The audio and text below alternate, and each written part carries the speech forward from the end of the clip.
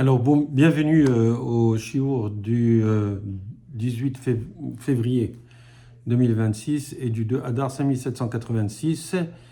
Nous sommes rentrés dans donc Adar, c'est le deuxième jour de Adar, et on dit que quand on rentre dans Adar, Marbim et Simcha, nous multiplions la joie. Alors, vous savez que la joie, c'est la fin de l'incertitude. C'est la certitude qui nous amène à la joie. C'est le non-doute qui nous amène à la joie. C'est le fait de savoir que tout peut être dirigé par Akadosh Baruch Hu, et que quand Akadosh Baruch Hu dirige en fin de compte tous les événements du monde, on le sait très bien. Bien sûr, quand je dis peut être, parce qu'il y a une dimension humaine, parce que nous croyons que nous décidons, mais c'est sûr que Akadosh Baruch Hu a une intention dans son monde. Et quand nous, en tant qu'êtres humains, nous avons enlevé les doutes, nous avons réussi à avoir des certitudes, alors nous sommes joyeux. Vous savez que quand quelqu'un, par exemple, il a $1 million à investir, que ce soit dans le Bitcoin ou dans la crypto, dans la bourse, etc., s'il sait qu'il va obligatoirement gagner après un certain temps, il va être joyeux, il va être tranquille. S'il sait, quand je dis sait, il a la certitude, il n'a pas de doute, alors il est heureux. Bien sûr, des fois, ça se casse la figure, mais du moins, quand il fait l'investissement, il est heureux parce qu'il imagine tout ce qu'il va gagner. Et c'est cette imagination de ce qu'il va gagner qui fait qu'il est joyeux. Parce que quand il a gagné, bon, ok, il a gagné 10 millions, il a investi 1 million, il a gagné 10 millions, eh bien, il est super heureux parce qu'il sait que ça va atteindre les 10 millions. Quand il les a fait, ces 10 millions, il a vendu ses actions ou ses bitcoins ou ses cryptos et il a fait cet argent, eh bien, après, il est moins joyeux parce que c'est cette attente. C'est cette certitude que les choses évoluent selon ce qu'il a imaginé qui lui donne cette joie. Donc la joie, elle est plus dans l'attente que dans la réalité. Imaginez maintenant que le Mashiach, on sait qu'il doit venir, d'accord? Et de plus en plus, excusez-moi, j'ai oublié de dire, le titre ou le thème de ce soir, c'est Haman 2026 ou Haman 5786, c'est plus juste de dire cela. Et bon, j'ai demandé à la famille ce soir de quoi je vais parler. On m'a dit, tiens, Haman 2026. Et donc, j'ai décidé de parler en fin de compte de ça parce que justement, les événements actuels nous amènent vers cette réalité qui est que les choses vont comment dirais-je, arriver à leur dénouement. Donc les choses vont se dénouer. Je reviens à ça. Donc j'étais en train de dire, oui, concernant la joie, c'est que quand on sait qu'on va arriver à justement, quand on voit, on mesure que réellement, il n'y a pas de doute qu'on va atteindre cette réalité qu'on attend. Donc on sait que par exemple que on a investi 1 million, maintenant c'est à 8 millions, dans un mois on voit que c'est à 9 millions. Alors par effet d'anticipation, on sait qu'on va gagner le 10 millions et c'est cette attente, cette certitude pratiquement que les choses vont arriver qui nous donne cette joie. Alors la joie, on l'a effectivement quand on a atteint, quand on est en train d'attendre et quand on atteint en fin de compte ce qu'on a voulu, le dénouement. Et c'est sûr qu'après qu'on ait eu les 10 millions, on va jubiler, etc. Mais on va dire, bon, next, qu'est-ce qu'il y a à attendre? Pourquoi? Parce qu'on a besoin de cette excitation, de cette attente qui va nous donner cette joie. Quand quelqu'un va dire à son fils ou à n'importe qui, il va lui dire, écoute, moi, si tu te comportes bien, je vais t'apporter un cadeau. L'enfant, il se comporte bien, il attend le cadeau. Et c'est cette anticipation qui lui donne cette joie plutôt que quand il a sa bicyclette. Ok, sa bicyclette, il va s'amuser, etc. À un moment donné, il va la laisser tomber, il va la laisser sur le côté, il va vouloir une moto, après il va vouloir une voiture, et ce que vous voulez, d'accord? Et donc, c'est comme ça. L'homme est fait de telle manière qu'il veut toujours doubler ce qu'il a. Et les Pirkei Avot le disent bien, d'accord? Quel est le riche? C'est celui qui se contente de ce qu'il a. Parce qu'à partir du moment où on se contente, ça veut dire qu'on n'a plus nécessité d'attendre cette joie et d'atteindre cette joie de cette manière. Alors, qu'est-ce qu'on fait? On minimise, si vous voulez, pas parce qu'on ne veut pas grandir.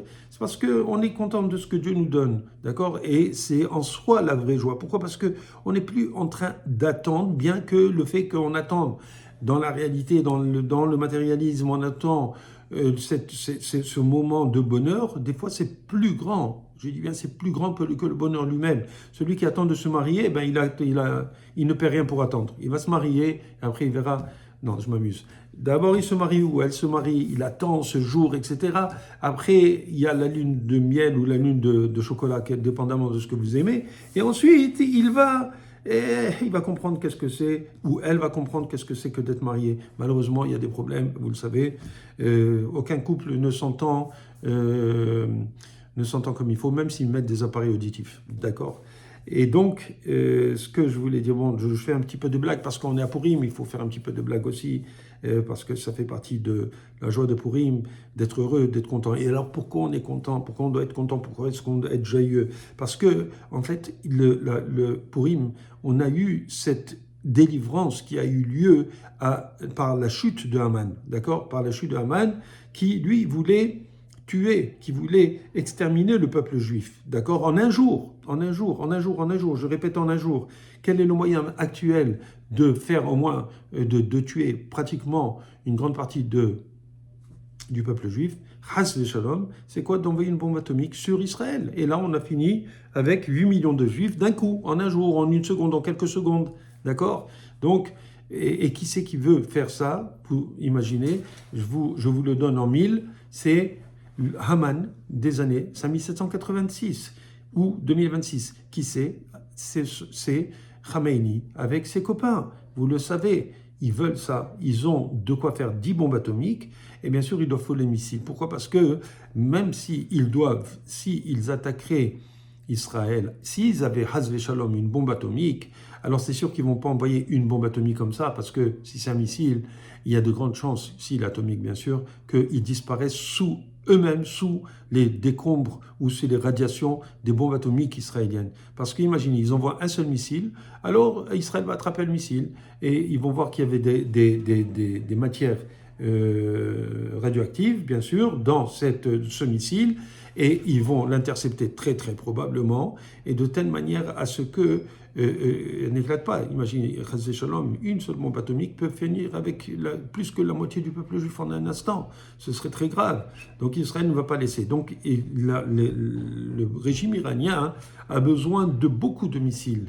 Parce qu'il y a une certaine stratégie. À partir du moment où il y aurait 10 missiles avec 10 bombes atomiques, ils vont savoir, ils vont noyer, si vous voulez, le poisson, et ils vont envoyer peut-être je ne sais pas combien de missiles d'un coup, et ensuite ils vont faire, après que Israël a intercepté les premiers missiles, ils vont envoyer peut-être une seconde salve de missiles, dont probablement quelques-uns qui seraient atomiques, et si on a un qui tombe en Israël, Chas v'Shalom, même à côté d'Israël, ils n'ont pas besoin d'envoyer en Israël, ils peuvent l'envoyer en Jordanie, tiens, et Israël disparaîtrait, Chas v'Shalom. Vous savez que les missiles actuels, les bombes atomiques actuelles sont beaucoup plus puissantes qu'Hiroshima, que celles d'Hiroshima.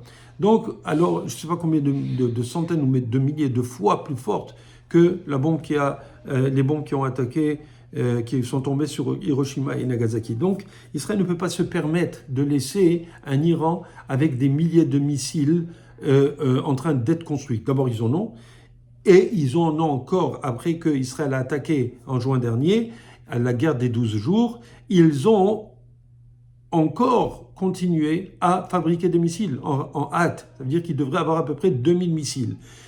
Et donc, c'est très dangereux pour Israël. Israël ne peut pas se permettre de donner la chance, même si ce n'était pas atomique, d'accord, encore plus s'ils ont une bombe atomique, de tomber sur Israël. Donc, Israël doit obligatoirement se débarrasser de l'atome iranien et aussi des missiles iraniens.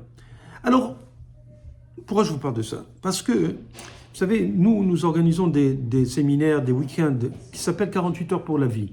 D'accord? C'est 48 heures où on passe ce temps ensemble autour de conférences très intéressantes, okay, qui remettent peut-être les pendules à l'heure chez nos compatriotes, chez nos corélégionnaires, on leur montre des réalités. Et la première des choses qu'ils nous posent, ça fait 38 ans en tout cas à nous, pourquoi vous nous avez jamais dit ça avant? Ah, maintenant que les choses arrivent, alors vous nous les dites. Et vous nous sortez les prophéties alors que les choses maintenant sont arrivées, vous le dites. Il fallait nous le dire avant. Alors c'est ce qu'on essaie de faire. Et ça fait 38 ans qu'on dit que les choses vont arriver entre l'Iran et Israël. Ça fait 38 ans. Et d'autres qui l'ont dit avant nous. D'accord? Mais les Juifs qui viennent dans ces séminaires, ils nous disent toujours, eh ben vous savez, hein, c'est malin de nous dire après que les choses arrivent. C'est normal que vous sortez des choses et vous dites, ah voilà la vérité puisque c'était écrit avant. Là on a dit ça fait, je vous dis en tout cas, en ce qui me concerne, je sais puisque j'y étais, et je le dis moi-même, j'ai fait des conférences sur ça, j'ai fait des conférences sur la fin des temps, et on a rapporté ce que la Torah a dit. Il y a des prophéties qui sont dans Zecharia, chapitre 14, des prophéties qui sont dans Yecheskel 38 et 39. Il y a des prophéties qui ont été rapportées dans le Talmud, dans Sanhedrin, 98 A et B, 97 aussi.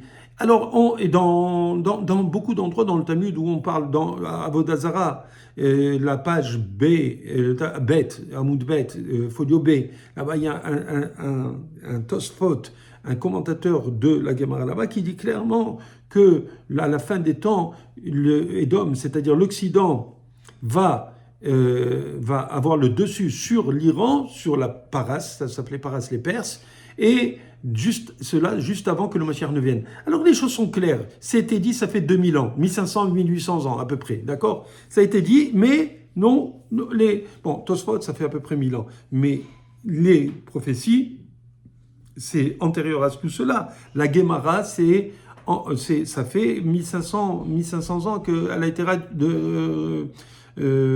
transcrite, elle a été rédigée. Okay, donc on voit que tout ça, c'est quelque chose qui est connu chez nous. Alors ne venez pas nous dire, ah, vous nous avez pas dit, et maintenant que les choses arrivent, là, vous nous sortez les prophéties. Non, ça a été dit, et on avertit le monde, et on leur dit, et on leur redit, et ils disent toujours, mais pourquoi vous ne nous montrez pas ça? Pourquoi? Alors on leur dit, écoutez, venez, envoyez vos amis, à nos week-ends, à nos séminaires, pour qu'ils sachent. Parce qu'après, ne venez pas nous dire qu'on ne vous a pas averti. On vous le dit, on le crie sur tous les toits. Et malheureusement, nous, le peuple juif, on dort, on s'endort. Et on est insouciant. Et on se dit, non, je ne vais pas écouter. Ne me racontez pas, j'ai trop peur, ça fait trop peur. Qu'est-ce que ça veut dire, ça fait trop peur? On a la chance de savoir qu'est-ce qui va se passer. Pourquoi? Alors c'est là où je vais arriver à la chose très importante qu'il faut savoir. Il y a une finalité dans le monde. La finalité, c'est quoi? C'est que Akadosh Baruch Hu, il a prévu que l'homme doit essayer de devenir comme lui. D'accord? L'homme par excellence, je ne dis pas par racisme, chas v'shalom, je parle de l'humanité qui doit monter, qui doit grandir et qui doit se rapprocher de Akadosh Baruch Hu, et le peuple qui est là pour, si vous voulez, en fer de lance, qui est là pour montrer la voie aux autres, c'est le peuple juif. C'est pour ça que nous sommes jugés par Akadosh Baruch Hu de façon si drastique. C'est parce qu'on a cette responsabilité, mais aussi on a ce privilège parce qu'on est le peuple de Akadosh Baruch Hu.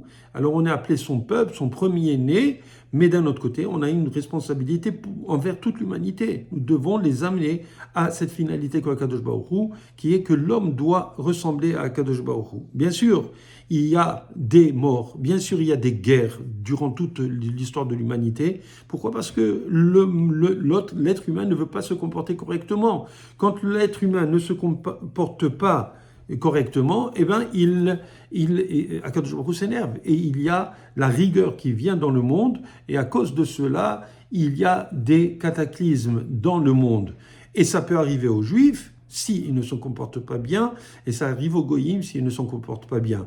Et c'est sûr que si les Juifs se comportent bien, alors la Beracha vient dans le monde, et il y a moins de guerre dans le monde, et les peuples sont en harmonie. C'est très très rare, c'est très malheureusement, on n'a jamais eu beaucoup, je ne sais pas s'il y a eu un instant dans le monde où il n'y a pas une guerre quelque part sur le globe, mais en tout cas, d'une façon ou d'une autre, Akadosh Baruch Hu, il nettoie, si vous voulez. Malheureusement, il doit laisser libre cours un petit peu de temps en temps à la rigueur pour redresser, parce que sinon, la finalité que l'être humain doit devenir, doit se rapprocher de Dieu, doit essayer de ressembler à Akadosh Baruch Hu, n'arrivera pas. Or, Akadosh Baruch Hu, il a prévu que l'être humain allait grandir. Et c'est en cela que j'arrive à vous dire justement qu'il faut se préparer. Il faut se préparer à non seulement le Olam Haba qui est le Gan Eden, c'est-à-dire après la mort de l'individu, mais aussi Olam Haba qui est la fin des temps où tout le monde va être jugé et chacun va recevoir sa récompense et va rentrer dans l'éternité avec cette récompense. Et cette éternité, pendant cette éternité, c'est sûr qu'on va avoir la possibilité de connaître Akadosh Baruch Hu, mais la place qu'on aura pour l'éternité va dépendre de l'effort que nous avons fait dans notre réel, dans notre vie, pendant notre vie. Tous les efforts que nous avons faits vont nous être bénéfiques pour qu'on puisse continuer à grandir. Alors c'est vrai qu'en attendant, avant d'avoir le Olam Haba où tout le monde, quand je parle c'est tous les peuples, que le peuple juif y compris va être jugé à la fin des temps, mais entre-temps, on arrive au Gan Eden. Et là, j'ai écouté, un shiur du Rav David Rosenblum, qui est vraiment extraordinaire. C'est un Rav qui parle souvent, qui parle régulièrement, qui donne des shiurim, je retrouve sur YouTube, essayez de le retrouver, c'est le Rav Rosenblum, et il parle en hébreu. Je crois que peut-être que ça a été peut-être que ça a été traduit par Torah Box, peut-être, je ne sais pas. En tout cas, je sais qu'il y avait une fois une interview de Torah Box avec lui. Et c'est quelqu'un qui a un charme et qui a une connaissance extraordinaire, qui sait faire ressortir tout ce qu'il y a, qui fait ressortir dans les écrits de la Torah, il fait ressortir des points extrêmement bien, de façon très très pointue, de façon très éloquente. Et surtout, c'est très d'actualité. Et pas seulement ça, c'est que ça vise la cible comme il faut. En tout cas, de toute façon, il était en train d'expliquer qu'une fois, il était à New York pour nous donner une conférence. Il était à Borough Park, plus précisément. Et il arrive dans une synagogue pour faire la tefila. Quand il est arrivé à New York, à l'aéroport, il a vite essayé de trouver un taxi pour l'amener à Borough Park pour faire la tefila du matin à net, c'est-à-dire au lever du soleil. Il est arrivé dans un minyan et il y avait quelqu'un qui donnait un shiur. Il ne comprenait pas l'anglais, donc il a demandé, après la tefila, il a demandé à quelqu'un qui était au shiur de lui expliquer qu'est-ce que le Rav avait dit. Il n'avait pas très bien compris, et en rigolant, etc., toujours avec son humour, il s'est adressé à une personne qui était sortie du cours. Il lui a dit please tell me. Il lui dit non, j'ai pas de temps. Il croyait qu'il lui demandait de la tzedaka. En tout cas, il lui dit non, j'ai pas besoin, je viens pas pour la tzedaka, je veux savoir. Il dit non, écoute, j'ai pas tellement le temps. Il dit non, je veux savoir qu'est-ce qu'il a dit au shiur, qu'est-ce qu'il a dit ce Rav, ça avait l'air très intéressant. Il parlait de l'avion et de la douane. Alors il lui a dit ah oui, écoute, maintenant il a mis la personne en confiance. La personne en confiance, il lui a expliqué il a donné un exemple comment dirais-je, du voyageur ou des voyageurs qui arrivent sur le sol américain. Et il y a deux files. Il y a la file qui est américaine et qui passe très vite. En quelques minutes, ils sont sortis. Et là, il y a l'autre, tous les avions, tous les étrangers qui doivent faire de la file pour passer à la douane, l'immigration, etc., pour rentrer aux États-Unis. By the way, j'ai oublié de dire que quand le Rav, il avait parlé en anglais, quand il avait donné son shiur à la synagogue, il a mentionné des choses en hébreu qui faisaient référence au Gan Eden et à une Gemara de Rabbi Eliezer ben Dordeya. Et comme lui, c'est un hacham et il sait exactement de quoi on parle, il a dit ok, j'aimerais bien savoir qu'est-ce qu'il a raconté. Et c'est pour ça qu'il a demandé, après le shiur, quand il est sorti, il a vu ce monsieur, il a demandé qu'est-ce qu'il a dit, parce qu'il parlait en anglais, le Rav. Et juste pour vous expliquer un peu ce qu'il disait, ce Rav, par rapport à Rabbi Eliezer ben Dordeya, Rabbi Elazar ben Dourdeya, c'était un rave. C'est une histoire qui est racontée dans la Gemara, où Rabbi Elazar ben Dourdeya, il a eu le Olam Haba en un instant. Comment ça se fait? C'est parce que Rabbi Elazar ben Dourdeya, c'était quelqu'un qui avait été avec toutes les prostituées. Une fois, il est parti, il y avait une prostituée qui était extrêmement belle, etc. Il a tout fait pour il a ramassé de l'argent, etc. Et au moment où il devait avoir une relation avec elle, il a eu une flatulence qui fait que la prostituée lui a dit, tu vois, de la même manière que ce vent est parti, eh ben ton âme aussi, tu ne pourras plus revenir. De la même manière que ce vent ne pourra plus re-rentrer, réintégrer tes entrailles, eh ben ton âme, elle est finie, tu ne pourras pas faire tes chouvas. Lui, il a eu un choc, il s'est réveillé, il n'a pas eu de relation avec cette femme, il a fait teshuva et il est parti demander pardon. Il a pleuré, il s'est adressé aux montagnes, il s'est adressé au ciel, il s'est adressé à toute personne, il pleurait, il demandait que Akadosh Baruch Hu lui pardonne et personne ne lui répondait, il n'entendait rien.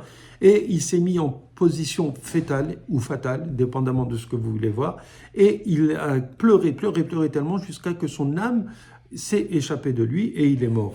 Et une voix du ciel est sortie et a dit « Rabbi Eliezer ben Dourdeya, et bienvenue au Olam Haba ». Autrement dit, il avait fait une teshuva tellement sincère qu'il a perdu son âme et qu'il est mort, et de cette manière, il a été accepté au Olam Haba. Donc le Rav Rosenblum avait entendu cela, donc il a dit certainement que c'est très intéressant qu'est-ce qu'il racontait ce Rav.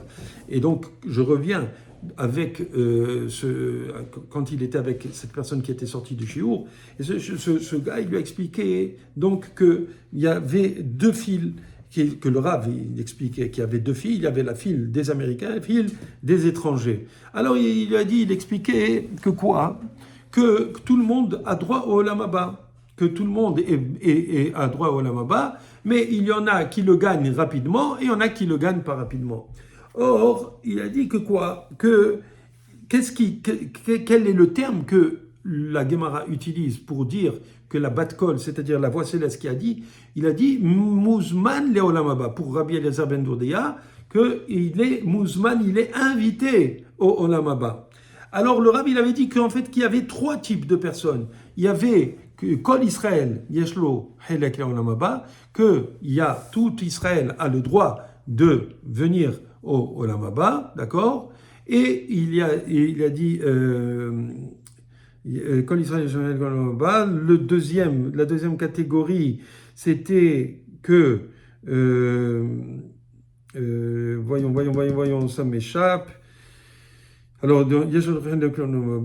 le troisième, c'était Muzman Olam Haba, et le deuxième, c'était Ben Olam Haba, qu'il est un Ben, c'est-à-dire un enfant qui mérite le Olam Haba. Donc, il y a quand Israël, tout Israël a droit au Olam Haba, il y a Ben le Olam Haba, d'accord, fils qui mérite le Olam Haba, et le troisième qui est Muzman le Olam Haba, donc qui est invité au Olam Haba. Alors il a dit en fin de compte, c'est que il y avait les deux fils. La file des voyageurs normaux qui viennent pour visiter les États-Unis. Alors ils ont le droit de venir aux États-Unis. Donc Yeshlo Chenek le Olam Haba, il a une place au Olam Haba. Il a une place pour entrer aux États-Unis, en notant que c'est pas je sais pas quoi, un Mexicain, non, je m'amuse. Donc, il a le droit de venir aux États-Unis, d'accord? Il a donc il est Yeshlo Helek le Olam Haba, il a le droit. La deuxième, c'était Ben le Olam Haba, c'est un enfant du Olam Haba. Autrement dit, le deuxième, c'est quoi? C'est un Américain. Un Américain, c'est un natif. C'est un natif des États-Unis. Il rentre directement, passe avec sa file. Et il attend pas longtemps. Il attend. Et ok, tu étais pas où? Tu étais là. Bah, bravo, tu es bienvenue à la maison. Tatati, tatata. C'est comme nous, les Canadiens, quand on arrive, on est très fiers. On rentre ici au Canada, au Québec. Bienvenue, là. Quand on n'a rien à se reprocher, bien entendu. Si vous amenez 150 bouteilles de whisky, vous avez un petit problème. Bon, mais si vous n'avez pas de problème, vous êtes content, vous rentrez. Et puis, quand vous rentrez à la maison, ça prend 30 secondes et vous passez. Alors que quand c'est quelqu'un qui vient de l'extérieur, on ne sait pas d'où il est, ben, il pose des questions. C'est un peu normal. Et donc, alors, la deuxième file, c'est Ben Olam Haba. Mais il y a le troisième. Le troisième, c'est quoi? C'est Mouzman Olam Haba. Mouzman, il est invité. Alors, comment ça se passe pour lui? Il n'a même pas besoin de faire la file. Il y a une limousine qui vient en bas de l'avion. Directement de l'avion, il donne son passeport à quelqu'un, il lui redonne en 2 secondes. Il rentre dans la limousine et il est invité. Il dit, c'est comme ça. Dans le Gan Eden, quand nous on va arriver, tout le monde va à sa place pour Olam Haba. C'est sûr qu'il faudra travailler au moins un minimum pour pouvoir rentrer au Olam Haba. Ben Olam Haba, c'est quoi? Ça veut dire que quand quelqu'un il a fait assez de mitzvot, alors il rentre plus facilement au Olam Haba. Peut-être il passe un petit peu par le comment dirais-je, le Gehinam. Combien? Parce que le Gehinam, vous savez que le Gehinam, l'enfer, comme on dit, il faut en faire. Tout le monde doit en faire.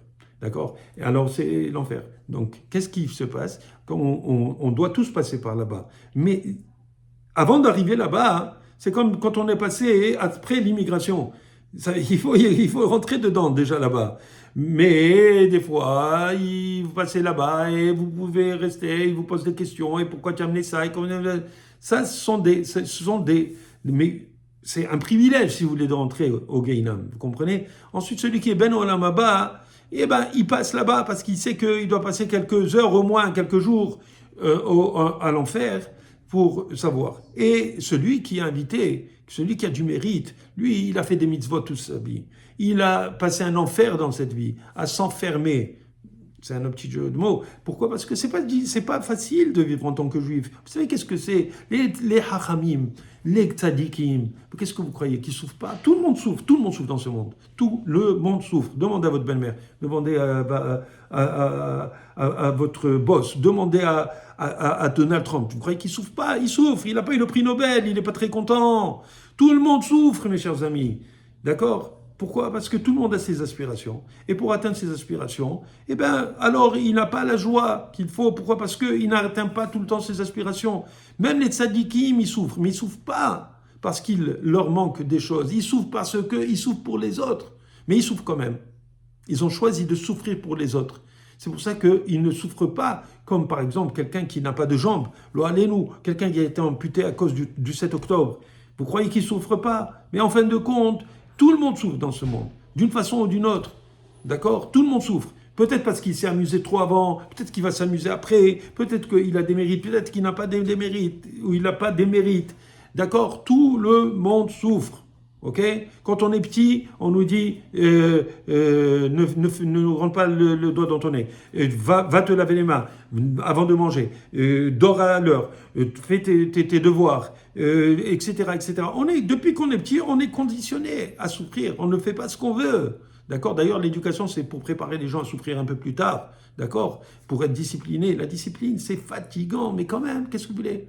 On n'est pas, on n'est pas dans le livre de la jungle, ou on n'est pas dans l'histoire de Roi Lion avec Hakuna Matata. Non, on est là, on doit faire des efforts. On ne peut pas juste nous balancer dans un hamac avec des fruits pendus à notre bouche et en train de manger. Ça, c'était éventuellement quand Adam Arishon, avant qu'il faute, c'est écrit que les malachim lui grillaient de la viande et ils lui versaient du vin.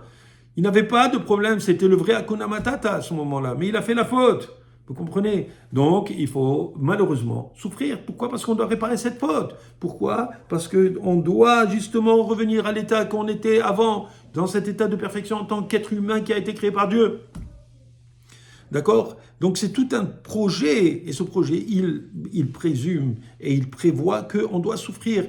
Et il y a des haramim et des tzadikim qui font en sorte d'accélérer cette réparation pour qu'on puisse arriver à cette finalité du monde. Et qui c'est qui va faire? C'est le Mashiach. Pour en revenir à ce Mashiach, puisqu'on disait que Haman, 2026 ou 5786, on est arrivé à la croisée des chemins. Comme je vous ai dit, on est arrivé au moment pas loin, pas lointain. Il va arriver. Combien ça va prendre de temps? 1 mois, 10 mois, 7 mois, je ne sais pas. Mais on s'approche très, très... pas probablement, très certainement, d'un dénouement qui va être d'une certaine manière, très apeurant. Pourquoi? Parce qu'il va y avoir une guerre mondiale. Cette guerre mondiale, elle est prévue. Ça s'appelle la guerre de Gog ou Magog. Mais avant qu'il y ait cette guerre de Gog ou Magog, eh ben, on va avoir un problème avec l'Iran. L'Iran qui veut nous éclater en un jour, comme Aman voulait le faire. Donc, les Béné Israël, les Juifs, avec le gouvernement israélien, vont essayer de protéger Israël, et c'est normal qu'ils travaillent avec les États-Unis. Et Mina Shamaim, Dieu il nous a donné Trump. J'avais fait un cours sur Trump. Regardez sur YouTube les 3 Purim et Trump. Sur YouTube, les 3 Purim et Trump, c'est un shiur que j'avais donné. Ça fait des années quand Trump il a reconnu Jérusalem en tant que capitale d'Israël. Regardez, je vous en prie, je ne vais pas reprendre ça maintenant. Mais Akadosh Baruch Hu, il a donné un président américain qui fait qu'il collabore avec Israël pour finir la menace, pour en finir avec la menace iranienne, d'accord, les Iraniennes, la menace iranienne, parce qu'ils font de l'iranium. Donc c'était une petite blague en passant, et non, ils font de l'uranium et non de l'iranium, et vous pouvez l'appeler parce que c'est de l'uranium made in Iran. Alors donc, ils essayent de détruire le peuple juif, et Akadosh Baruch Hu, il a décidé que non, mais cette guerre, en tout cas, au moment où je vous parle, les hauts gradés et les gens du gouvernement américain disent qu'à partir de ce samedi, c'est-à-dire nous sommes le 18, 19, 20, 21 février, le 21 février, les États-Unis peuvent officiellement attaquer l'Iran, c'est-à-dire qu'ils sont prêts, ils seront prêts pour le faire. Est-ce qu'ils ne sont pas déjà prêts? Je pense qu'ils le sont. Est-ce qu'ils attendent le porte-avions Gerald Ford? Je ne sais pas. En tout cas, c'est leur affaire. Ils savent quoi faire pour gagner cette guerre. Et donc, cette guerre qui, en fin de compte, a déjà commencé, déjà en juin dernier, pendant qu'on appelle la guerre des 12 jours. Mais elle n'était pas finie, elle s'est juste arrêtée, elle était sur pause, d'accord? Et là, il y a un nouvel événement qui a eu lieu, c'est la révolution. On peut dire qu'elle est, en tout cas, j'avais dit déjà qu'on ne peut pas encore l'appeler révolution tant qu'elle n'a pas réussi. C'était une révolte où il y a eu 40 000 Iraniens qui ont été tués en 24 heures ou 48 heures. Et on voit que Trump il s'est engagé à dire que la cavalerie arrivait, et en fin de compte, ils ne les ont pas envoyés. Et les choses se sont calmées au niveau de la révolte, mais elle continue à bouillir, cette révolte. Et donc, elle ne devrait pas trop tarder, puisque la révolution devrait être finie grâce à l'aide des Américains et d'Israël, qui d'un coup vont enlever la menace iranienne. Il faut l'enlever. Et le seul moyen d'enlever cette menace, c'est d'enlever ce gouvernement, parce que ce gouvernement, même s'ils détruisent tout, ils détruisent toutes les armes, tout ce que vous voulez, mais si le gouvernement reste, ils vont continuer à faire les mêmes bêtises qu'avant. Vous comprenez? Ils savent comment faire pour détourner les sanctions, ils savent comment faire avec la Chine et la Russie, etc. Ils ont de l'aide. Et c'est exactement pour ça que je dis qu'éventuellement on va arriver à Gog ou Magog. Pourquoi? Parce que le Gog ou Magog, c'est qu'il y a les deux blocs, que ce soit le bloc des Occidentaux contre le bloc des Iraniens, des Russes et des Chinois et compagnie, qui vont s'empoigner. Et donc, après, ils vont dire, ouais, on fait tout ça à cause d'Israël, mais on va se débarrasser d'Israël, et puis c'est fini, on n'a plus de problème. On va enlever Israël de la carte. Et tous les peuples vont se mettre ensemble contre nous. Et c'est là où Akadosh Baruch Hu va nous envoyer le Mashiach. Mais Ezrat Hashem, bientôt. Alors ne dites pas qu'on ne vous a pas averti. Vous pouvez googler ça, vous pouvez AI ça, vous pouvez chercher tout ce que je vous dis, vous allez voir, ils vont vous donner autant de sources que vous voulez pour vous dire de tout ce qui va arriver. Nous on le dit, ça fait 40 ans. 50 ans, et depuis la nuit des temps, on le sait, alors qu'on ne vient pas nous dire qu'on dit les choses après que les choses soient arrivées. Non, les choses vont arriver. On vous a averti. Je vous ai personnellement, pas vous peut-être ceux qui m'écoutez, mais j'ai donné des shiurim et répété autant de fois. Vous avez le Rav Ron Chaya qui en parle, d'autres rabbins, le Rav Zamir Cohen, il y a énormément qui parlent de ça sur Internet. Allez voir, mettez-vous au courant, vous allez comprendre un peu mieux.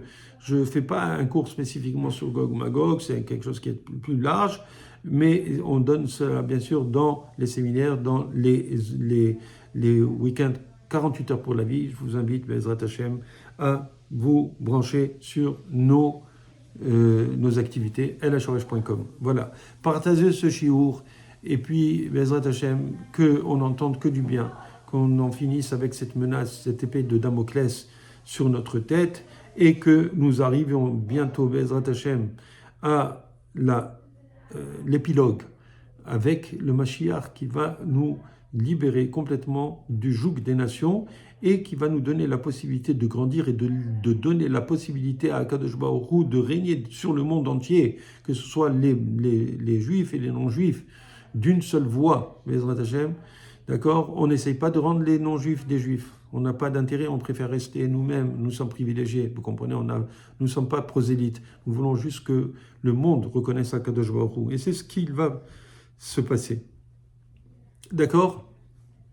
Mes chers amis, mes chers frères, Bezrat Hashem, ayez le mérite. Combattez maintenant. Ayez la chance de décider maintenant avant que l'histoire se dénoue. Parce qu'à partir du moment où le Mashiach va venir, nous n'aurons plus le mérite. D'accord? Nous n'aurons plus des mérites. Le mérite d'avoir fait l'effort quand les choses n'étaient pas claires. Tant que les choses ne sont pas claires, alors on doit faire l'effort et on doit grandir, on doit décider de se rapprocher de Dieu. Après que Dieu se soit dévoilé à nous, ce ne sera pas la même chose. On n'aura pas le mérite et on ne pourra pas grandir pendant l'éternité. Alors si vous voulez être mouzman et Olam Haba, si vous voulez être invité au Olam Haba, alors faites le maximum maintenant, avant que les choses arrivent. C'est le conseil que je peux vous donner. Et ça, je le vous donne par amour pour vous, vos enfants, vos parents, vos frères, vos sœurs et tous les juifs. Mais Bezrat Hashem, que Akadosh Baruch Hu nous envoie la Géoula très vite. Kol Tov.